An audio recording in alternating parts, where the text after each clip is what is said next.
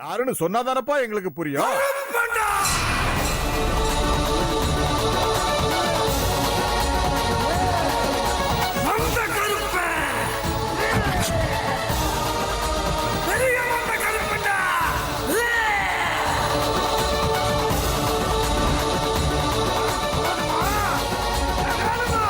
இப்படி விளக்கமா சொன்னா தானே உன் பிள்ளைகளுக்கு புரியும்.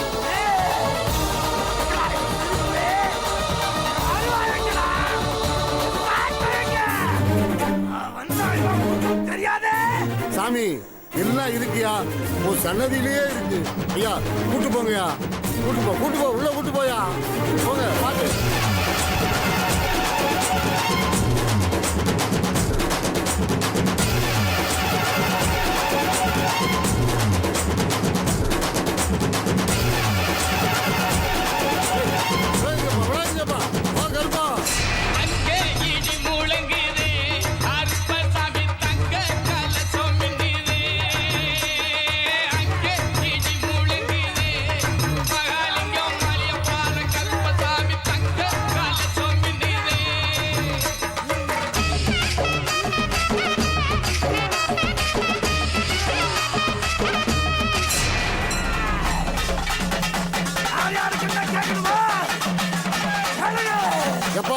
சாமி கிட்ட அருள் வாக்கு கேட்கிறவங்க எல்லாம் கேட்டுக்குங்கப்பா. ஐயா முதல்ல உங்க குடும்பம் கேட்டுக்குங்கய்யா. சரியா சாமி, என் குடும்பம் என்னைக்கு சந்தோஷமா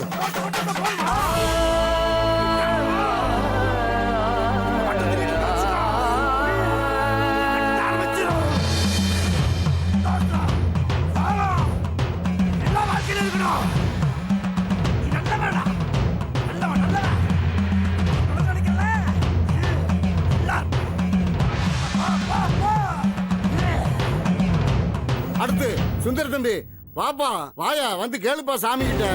சாமி கிடையாதுடா, தப்ப திருத்திக்கிட்டா நீ விட்டு கொடுக்கணும்டா.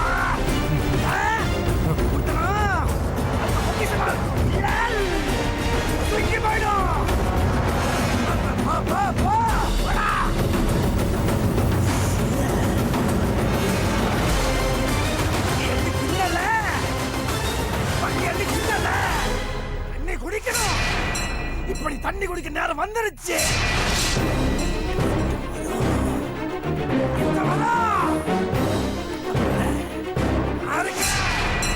கஷ்டம் வரும்போது மழை மாதிரி என்ன நினைச்சுக்க.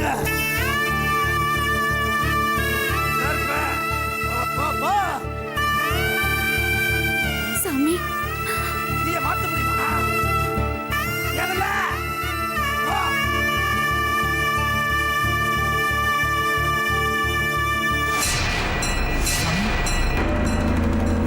கிடைக்காது, கிடைக்கும்டா. வச்சுக்கோ, மாணிக்க கிடையாதுடா, கிடையாது. நீங்க என்ன சாமி சொல்ல வரீங்க? உனக்கு தெரியும்டா. மெதுவலி மாமா, நீ வந்து கேளுமா. இல்ல பரவாயில்ல இருக்கட்டும் மாமா. இல்லம்மா கேளுமா, அருள் வாக்கு சாதாரணமா கிடைக்காது, வந்து கேளு.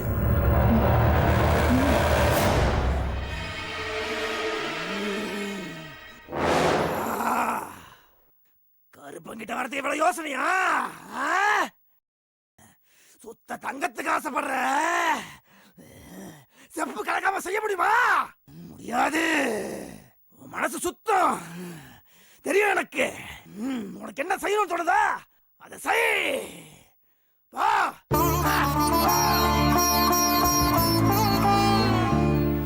எப்பா ஊர்க்காரங்கெல்லாம் அருள் வாக்கு கேட்கணும்னா சாமி கிட்ட கேட்டுக்குங்கப்பா.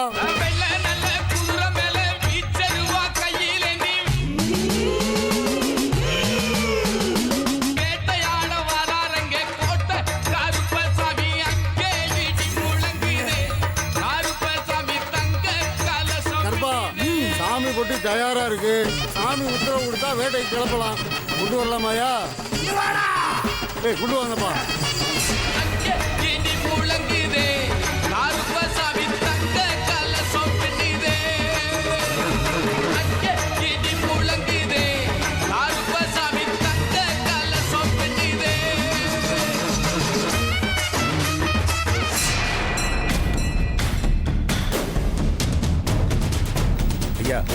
ஊர்ல நடக்குது எதுவுமே எங்களுக்கு சுத்தமா பிடிக்கலைங்கய்யா. அந்த ராமநாதன் குடும்பத்தில் இருக்கிறவங்க பண்ற அக்கிரமத்தை தான் சொல்றேன். ஐயா ஏதோ பொங்கலுக்கு சொந்த ஊருக்கு வந்தோமா, பொங்க வச்சு தின்னமா, ஒட்டி கொட்டி எடுத்துட்டு ஊரை பார்த்து போனோமான்னு இல்லாம அவங்க ரொம்ப தான் பவுஸ் பண்ணிட்டு இருக்காங்கய்யா. ஐயா நான் ஒன்று சொன்ன கோச்சிக்க மாட்டீங்களா? என்னடா அன்னைக்கு நீங்க கோயிலுக்கு வர்றதுக்கு முன்னாடியே அவங்க குடும்பத்துக்கு பரிவட்டம் கட்டுறதுக்கு சும்மா விட்டுருக்க கூடாது ஐயா. நீங்க அவங்கள பொறுமையா விட்டுட்டு வந்தது எனக்கு ரொம்ப வருத்தமா இருந்துச்சு ஐயா. பரிவட்டம் கட்டின அன்னைக்கே அவங்கள சும்மா விட்டுட்டீங்க. இப்ப பாருங்க, பொட்டியை தூக்கிட்டு சாமி ஆடிக்கிட்டு அருள் வாக்கு சொல்ற அளவுக்கு வந்துட்டானுங்க. எனக்கு என்னமோ அவங்க சொந்த ஊருக்கு வந்து சாமி கும்பிட்டு போற மாதிரி தெரியலங்கய்யா. அவங்க வேற ஏதோ திட்டத்தோட வந்திருக்காங்கய்யா. அந்த திட்டத்தோட தான் ஊருக்குள்ள வந்து எல்லா அக்கப்புறம் பண்ணிட்டு இருக்காங்கய்யா. ஐயா பரிவட்டத்தை கட்டிக்கிட்டு பொட்டியை தூக்கி சாமி ஆடுறாங்க ஐயா. நாளைக்கு தர்மகர்த்தா நாட்டாமன்னு இருக்கிற பதவி பூரா தான் குடும்பத்துக்கே கொடுக்கணும்னு சொல்லி கோயிலுக்கும் ஊருக்கும் சொந்தம் கொண்டாடுவாங்க ஐயா. இதை நீங்க ஆரம்பத்திலே வெட்டி வர்றதா நல்லது. ஐயா நான் சொல்றேன்னு தப்பா எடுத்துக்காதீங்க. இந்த ஊர்லயே மிகப்பெரிய பணக்காரரு நீங்க தான். ஆனா உங்களுக்கு கிடைக்க வேண்டிய ஒட்டுமொத்த மரியாதையும் அந்த ராமநாதன் குடும்பத்துக்கு போகுதா? எதனால போகுதுன்னு தெரியுதுங்களா? சொல்லியா எதனால எனக்கு கிடைக்க வேண்டிய மரியாதையெல்லாம் அவனுக்கு போகுது சொல்லு. ஐயா ஊருக்குள்ள உங்களை எல்லாரும் புது பணக்காரன்னு சொல்லி கிண்டல் பண்றாங்கய்யா. ஆமாங்க ஐயா, ஊருக்குள்ள எல்லாரும் புது பணக்காரன் பண்ற பவுசு தாங்க முடியலன்னு உங்க முதுகுக்கு பின்னாடி வேற மாதிரி பேசி கிண்டல் பண்றாங்க ஐயா. என்னதான் பணக்காரனா இருந்தாலும் ராமநாத ஐயா மாதிரி வருமானு அந்த ஆள் கூட உங்களை சரிக்கு சரியா பார்த்து மட்டம் தட்டி பேசுறாங்க ஐயா. என்னங்க ஐயா, நாங்க இவ்வளவு தூரம் சொல்லிட்டு இருக்கோம், நீங்க எதுவுமே பேசாம அமைதியா இருக்கீங்க. அவங்க குடும்பம் பண்ற ஆட்டத்தை பார்த்து என் ரத்தமே கொதிக்குதுங்கய்யா. எங்களுக்கே இப்படி கொதிக்குதுன்னா அந்த ஆளால பாதிக்கப்பட்டவங்க நீங்க எப்படி அதை பார்த்துட்டு சும்மா இருக்கீங்க? என்ன பண்ணலாம்னு சொல்றீங்க சொல்லியா? என்ன பண்ணலாம்னு சொல்லுங்க. என்ன வேணா பண்ணலாம் ஐயா. நீங்க ஊன்னு ஒரு வார்த்தை சொல்லுங்க, நாளைக்கே அருவாளை எடுத்துட்டு போய் அந்த ராமநாதன் ஒரே போட போறோம். தொழிலதிபர் ராமநாதன் நடு ரோட்டில் துடிக்க துடிக்க வெட்டி கொலைன்னு பேப்பர்ல நான் நியூஸ் வர மாதிரி பண்றேங்க ஐயா. உங்க பேர் இதுல வரவே வராதுங்க ஐயா. அது காதும் வச்ச மாதிரி நான் முடிக்கிறேங்க ஐயா. உங்களுக்காக நான் ஜெயிலுக்கு போறேன்.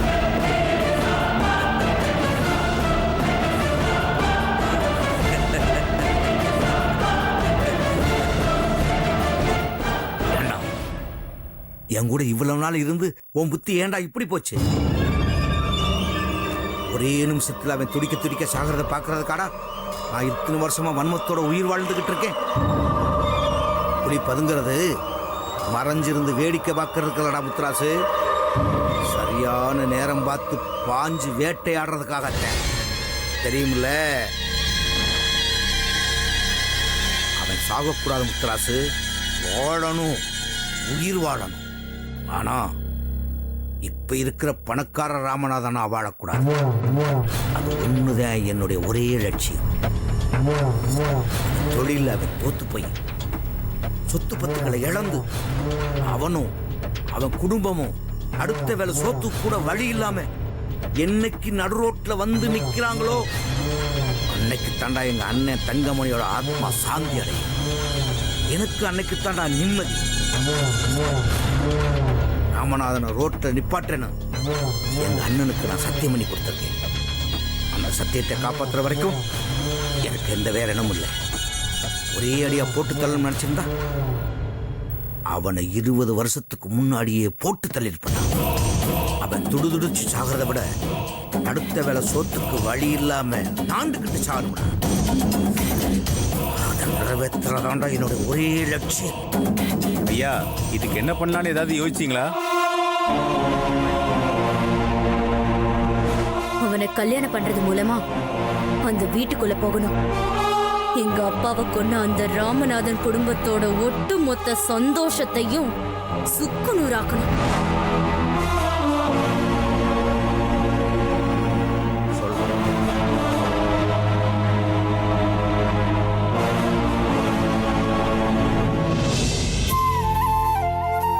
ஐயா இன்னும் ஒரு வாரம் இருந்துட்டு போங்கன்னு சொல்றேன், கேட்க மாட்டேங்கிறீங்களேயா? என்னப்பா மலைச்சாமி, எனக்கு இருக்கணும்னு ஆசைதான். ஊர்ல 1000 வேலை கிடக்குதுல்ல, இங்க 10 நாள் இருந்ததுக்கே ஏகப்பட்ட பிரச்சனை. போய் ஆகணும்பா. நானும் போக மனசுல தானே கிளம்பிட்டு இருக்கிறேன். புரியுதுங்கய்யா. டேய் வாங்கடா, லேட் ஆகுது இல்ல, சீக்கிரம் வாங்கடா. ஐயா, இந்த வருஷம் பொங்கலுக்கு வந்த மாதிரி வருஷம் பொங்கல் தீபாவளின்னு எல்லா நல்ல நாளுக்கும் நீங்க குடும்பத்தோட ஊருக்கு வரணும்யா. அதுக்கு என்னையா வந்துட்டா போச்சு. இங்க வந்து பண்டிகை கொண்டாடினா எங்களுக்கு சந்தோஷம் தானே. வாங்க வாங்க வாங்க. லேட் ஆகுது. என்னடா நீங்க மட்டும் வரீங்க? லக்கேஜ் எல்லாம் எங்க? அப்பா ஆல்ரெடி எல்லாத்தையும் பேக் பண்ணி வச்சாச்சுப்பா. அப்படியா? ஆ. மலைச்சாமி, எங்களை எல்லாம் ரொம்ப நல்லா கவனிச்சுக்கிட்டீங்க. ரொம்ப நன்றியா. வரோம். என்னங்கய்யா, இதுக்கு போய் நீங்க நன்றி எல்லாம் சொல்லிக்கிட்டு உங்களை நல்லபடியா பாத்துக்க வேண்டியது எங்க கடமையா. ரொம்ப நல்ல உள்ளையா உங்களுக்கு எல்லாம். வரேன். ரொம்ப நன்றியா. நல்லபடியா வரேன்பா. போயிட்டு வாங்க. வாங்க, வாங்க, வாங்க. போயிட்டு வாங்க. தம்பி, வாங்க. வாங்க. வாங்க.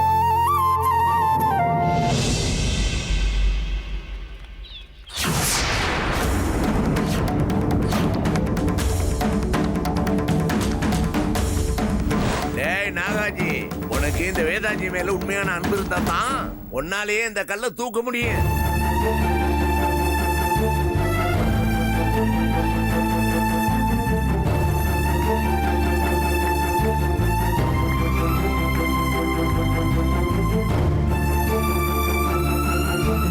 ஊரை விட்டு போறதுக்கு முன்னாடி நீங்க எல்லாம் கல்லை தூக்கி ஆகணும். ஆமா, மழை பிரச்சனைடா.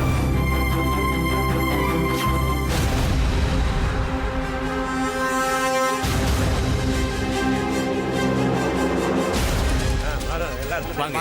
சரிங்க. எல்லாரும் ஏத்தாங்களா? பா எந்த தம்பி? அது பா நாகராஜ்ப்பா. எங்க அவன்? அதோ அங்க நிக்கிறப்பா. ஏய் நாகராஜா, உன்னை தாண்டா கூப்பிட்டு இருக்கேன். காது கேட்குதா?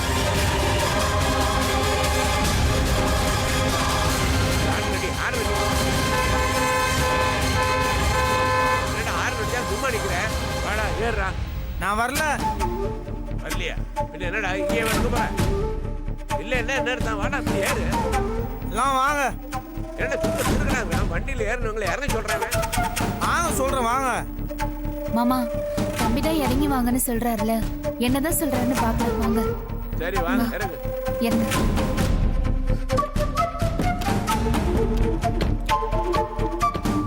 என்னாச்சுடா உனக்கு? வண்டியில ஏறணுங்களே இறங்க சொல்றேன். ஏன்டா வர மாட்டேங்கிற? தம்பிக்கு என்னாச்சு? என்னாச்சுமா உனக்கு? வாடா வாடா, லேட் ஆகுது. வண்டியில ஏறுறா. வரமாட்டேன்பா. இந்த இளவட்ட கல்லை தூக்காம நான் இந்த ஊர் எல்லையை தாண்ட மாட்டேன்.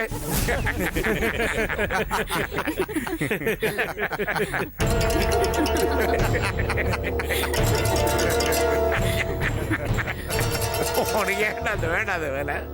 ஒரு வாரமா பார்த்துக்கிட்டே தானே இருக்கிறேன். நீயும் முதல் முறையாத சிவாஜி கணேசன் மாதிரி இந்த கல்லை ஒரு வாரம் தூக்க பார்க்குற முடியல. இத்தனை நாள் முடியாது, இன்னைக்கு ஆட முடிய போகுது.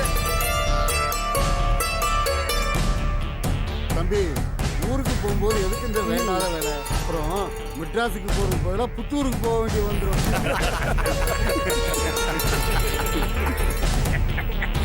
மலைச்சாமி சரியா தாண்டா சொல்றாரு. கிளம்புற நேரத்துல ஏன்டா அவனுக்கு இந்த சோதனை? கையில காலில் போட்டு போற, ஒழுங்கா ஊருக்கு வந்து சேரு. வா. இல்லப்பா, இந்த கல்லை தூக்காம வரமாட்டேன்.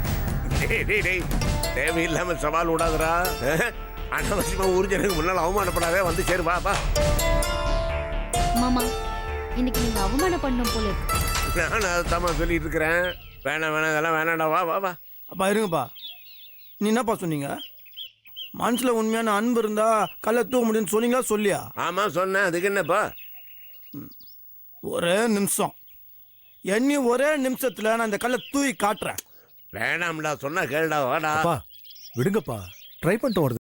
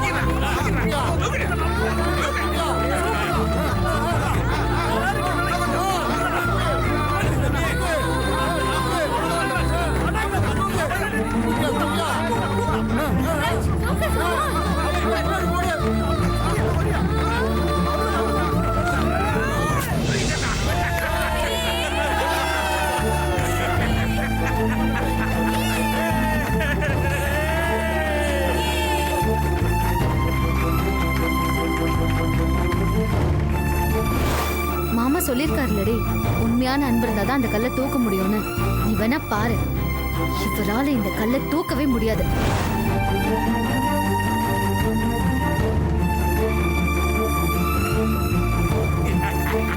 என்னாச்சு? கடைசியில் உன் மேல அன்பு இருக்குன்னு ப்ரூவ் பண்ணிட்டேன்னா இல்லையாமே? பரவாயில்லையே, விடாமுடியா காரியத்தை சாதிச்சுட்டாப்லையே. 1000 தான் இருந்தாலும் மெட்ராஸ்ல இருந்து வந்திருந்தாலும் சோழவந்தாங்காரங்கிறத தம்பி நிரூபிச்சிருச்சுல்ல. இந்த மண்டுக்குரிய வீரமும் ரோசமும் இல்லாமலா போயிடும்.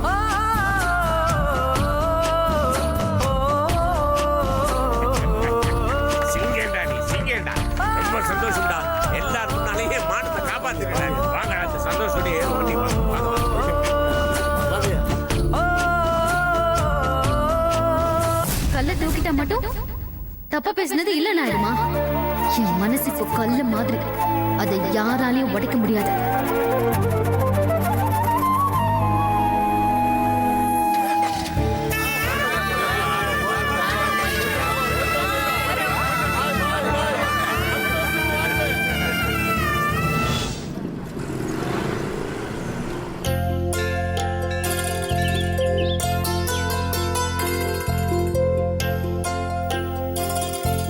ஐயா ஐயா ஐயா கைரேகை பாக்குறீங்களா? இல்ல வேண்டாம். ஐயா, நடந்தது நடக்கிறது நடக்க போறது எல்லாத்தையும் சொல்லுவேங்க ஐயா. கைரேகை ஜோசியம் பாருங்கய்யா. இல்லம்மா, எனக்கு வேலை இருக்கு. ஐயா, நீங்க பாத்தீங்கன்னா எனக்கு ஒரு 100 ரூபாய் கிடைக்கும். என் குடும்ப வயிறார சாப்பிடுங்க ஐயா. 5 நிமிஷம் தான், எல்லாத்தையும் தெள்ள தெளிவா சொல்லிடுவேங்க ஐயா. சரி வாங்கய்யா, வாங்கய்யா, உட்காருங்கய்யா, உட்காருங்க.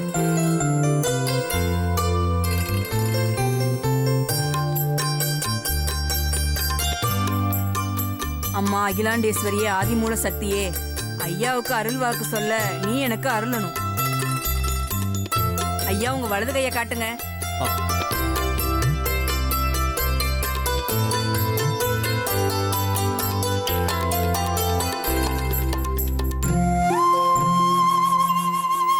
ஐயாவுக்கு வந்திருக்க வாக்கு என்னன்னா, ஐயாவோட குடும்பம் அழகான குடும்பங்க.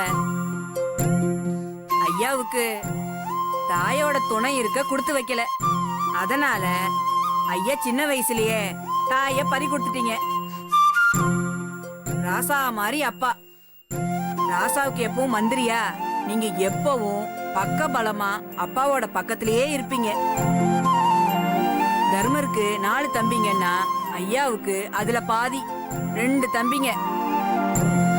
தம்பிங்க துணை இருக்கிறதுனால ஐயாவுக்கு படைய கண்டு எந்த பயமும் இல்ல. தகப்பனோட நம்பிக்கை ஐயா மேல மலை போல இருக்கு. ஆனா நடந்த ஒரு விஷயத்தினால ஐயா மேல அந்த ராசாவுக்கு ஒரு மனக்குறை. அதுல நீங்க व्यसனப்பட்டு கிடக்குறீங்க. ஐயாவுக்கு வாச்ச வீட்டு அம்மா சூர்ப நகையா வீட்டுக்குள்ள வந்து இன்னைக்கு சீதையா மாறி போயிருக்காங்க. அம்மாவோட மாற்றத்தினால ஐயா இப்போ உச்சி குளிந்து போயிருக்கீங்க. அம்மா, உண்மையை சொல்லணும்னா எனக்கு இந்த ஜோசியத்தெல்லாம் கொஞ்சம் கூட நம்பிக்கையே கிடையாது. ஏதோ நான் ஜோசியம் பார்த்துக்கிட்டா உங்களுக்கு பணம் கிடைக்கும்னு நீங்க சொன்னீங்க, அதனாலதான் நான் பார்த்துக்கிட்டேன். ஆனா எனக்கு ரொம்ப ஆச்சரியமா இருக்கு, நீங்க இது வரைக்கும் சொன்ன எல்லா விஷயமும் ஆல்மோஸ்ட் அப்படியே என் லைஃப்ல நடந்திருக்கு. சரி, நடந்ததை பத்தி சொன்னீங்க, இனி நடக்க போறதை பத்தி சொல்றீங்களா? சொல்லுங்க.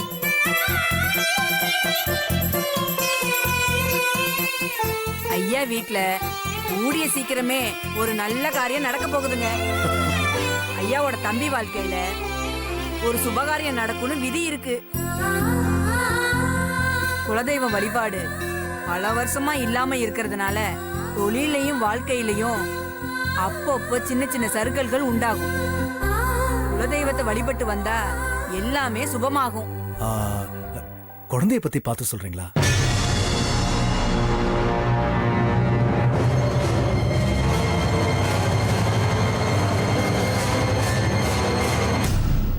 தை மாசத்துக்கு மேல அம்மாவோட வயித்துல கரு உண்டாகும். அடுத்த புரட்டாசி ஐப்பசிக்குள்ள ஐயாவோட மடியில ஒரு குட்டி இளவரசன் விளையாடிக்கிட்டு இருப்பான். இது வரைக்கும் நீங்க சொன்ன எல்லா விஷயமும் கரெக்ட். குழந்தை விஷயத்தை தவிர என்னங்க ஐயா சொல்றீங்க? குழந்தை விஷயத்துல நீங்க கணிச்சது தப்பு. ஐப்பசி மாசத்துல குழந்தை பிறக்கும்னு சொன்னீங்கல்ல, அது தப்பு. அதுக்கு முன்னாடியே எனக்கு குழந்தை பிறக்கணும். ஏன்னா என் சம்சாரம் இப்பவே 4 மாசம் முழுகாம இருக்கா. ஆடி மாசத்துக்குள்ளேயே எனக்கு குழந்தை பிறக்கணும். இல்லங்கய்யா, நான் சொல்றேன்னு தப்பா எடுத்துக்காதீங்க. ஏன் வாக்கு பொய்யாகாது. ஐயாவுக்கு இன்னும் வாரிசு திசை உண்டாகல. தை மாசத்துக்கு மேலதான் கரு உண்டாகும்னு உத்தரபாக்கியம் இருக்கு. அம்மா இப்ப முழுகாம இருக்க வாய்ப்பு இல்ல. இல்லம்மா, என் மனைவி இப்போ பிரெக்னண்டா தான் இருக்கா. எனக்கு தெரியாதா? இல்ல சாமி, அவங்க வயித்துல இப்ப கரு உண்டாயிருக்க வாய்ப்பே இல்ல. என் வாக்கு மேல சத்தியமா.